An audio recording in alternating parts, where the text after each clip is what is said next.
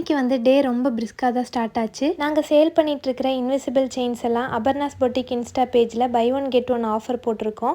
அதனால கொஞ்சம் ஆர்டர்ஸ் வந்திருந்தது. எல்லாமே இன்னைக்கு ஈவினிங்குள்ளே பேக் பண்ணி இன்றைக்கே டிஸ்பேச் பண்ணணும். அதனால காலையில் ஜித்துக்குட்டிக்கு தோசை ஊட்டிட்டு ஸ்கூலுக்கு அனுப்பியாச்சு.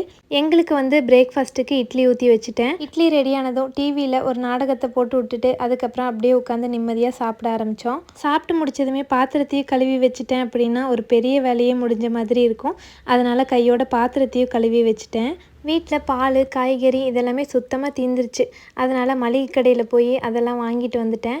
சாப்பிடாம கூட ஒரு நாள் ஃபுல்லாக இருந்துக்குவேன். ஆனால் காஃபி குடிக்காமல் இருக்கிறது வந்து ரொம்ப கஷ்டம். அதனால் பால் வாங்கிட்டு வந்ததுமே காஃபி போட்டு குடிச்சிட்டு அதுக்கப்புறம் வேலையை ஸ்டார்ட் பண்ண ஆரம்பிச்சிட்டேன். காலையில் செஞ்ச இட்லி வந்து கொஞ்சம் மிச்சம் இருந்தது. அதனால் ஜித்துக்குட்டிக்கு இட்லி சில்லி போட்டு கொடுத்துட்டேன்.